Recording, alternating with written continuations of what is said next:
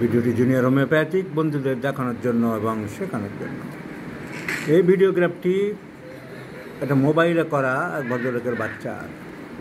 Restlessness to the infinity, সবসময় বাচ্চা ছটফট করছে, তাই তুলে এনেছে আমাকে দেখাচ্ছে। বাংলাদেশ থেকে এসেছেন ভদ্রলোক, তার এই ছেলের সমস্যা নিয়ে। সবসময় রেস্টলেসনেস, বোধশক্তি নেই, হাইপার অ্যাক্টিভিটি। কী করে, আর এটা ছবি দেখেছি, আর কি করে ও ধরেন মানে তোমার বাচ্চা? তুমি কি অনিয়ম বেনিয়ম দেখছো?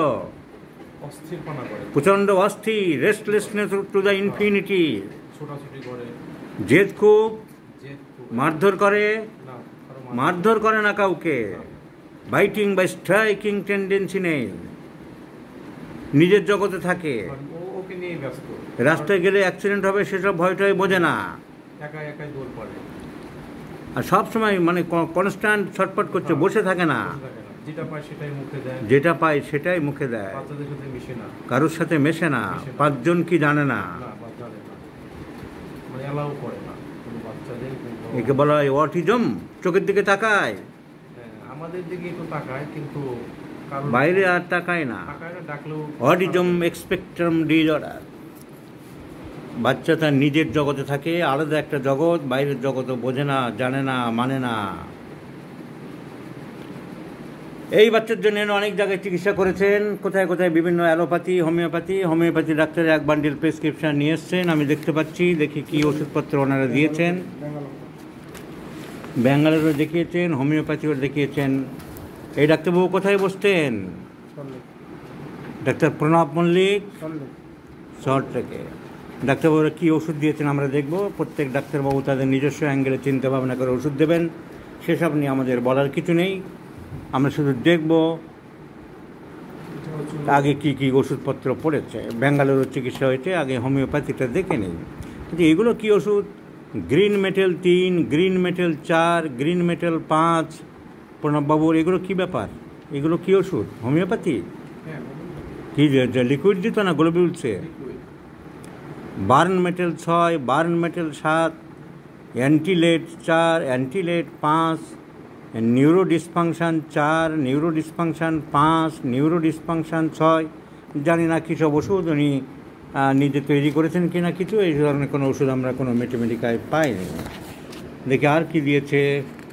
এইসব কী ওষুধগুলো নিজে বানিয়েছে নাকি? গ্রিন মেটেল আবার বলছে এবারে দেবেন, রিপিট হবে। অ্যান্টিলেট, নিউরো ডিসফাংশন 656, নিজে কিছু ওষুধ আবিষ্কার করেছেন কিনা জানি না। হোমিওপ্যাথি চিরন্তন ওষুধের মধ্যে কিছু দেখতে পাচ্ছি। অ্যাসপিডোস্পার্মা মাদার, অ্যারালিয়া রিসেমোসা মাদার। কাশি টাশি ছিল নাকি? শ্বাসকষ্ট হতো? সেরকম ছিল না, সেরকম তো ছিল না। তাহলে আবার অ্যাসপিডোস্পার্মা, অ্যারালিয়া দেখলাম।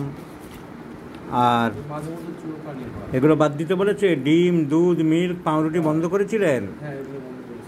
প্রণব মল্লিক হোমিওপ্যাথিক চিকিৎসক, অটিজম বাচ্চার বন্ধ করে দিয়েছে ডিম, দুধ, মিল্ক, পাউরুটি। ওষুধপত্র আমরা দেখলাম। Aspidosperma mother, Aralia racemosa mother. ফলও খেতে বারণ করেছেন। Silicea 10M, Antim crud 10M, Calcarea phos 10M, Calcarea phos 10M। এগুলো কি বুঝিয়েছিলেন ছবি এঁকে? রোগটা কি? জিঙ্কো বায়োলোপ মাদার 10 ফোঁটা করে হাফ কাপ জলে, স্ট্রামোনিয়াম 10M। ভিডিওটা সবাইকে শেখানোর জন্য দেখাচ্ছি। আগের হোমিওপ্যাথি ডাক্তারবাবুরা কী ওষুধ দিয়েছে আমরা দেখে নিচ্ছি। আমরা কেস্টিকিং করে আমাদের মতন চিন্তা ভাবনা করব, কারণ এইসব ওষুধে তো ইমপ্রুভমেন্ট হয়নি। উনি বলছেন silicea 10M, Antim crud 10M, কোনো আরও বাড়ছে। Camphor 10M। ডাক্তারবাবু তার বুদ্ধিবিদ্যা দিয়ে ওনার মতন উনি চিকিৎসা করেছেন। Blatta mother, Ginkgo biloba mother, Stramonium 10M, Calcarea phos 3M, Natrum mur 50M, Digitalis 10M। রাতে না ঘুমালে আর্সেনিক অ্যালবা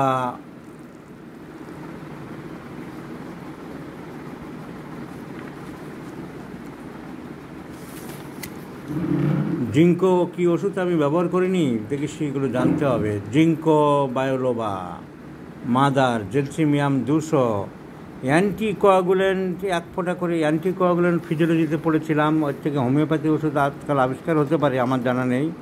অ্যান্টিকোয়াগুলেন্ট 1 ফোঁটা করে, অনেক কিছু নতুন ওষুধ জানতে পারছি। আমরা অনেক পিছনে পড়ে আছি গো, এইসব ওষুধ তো আমরা জানি না।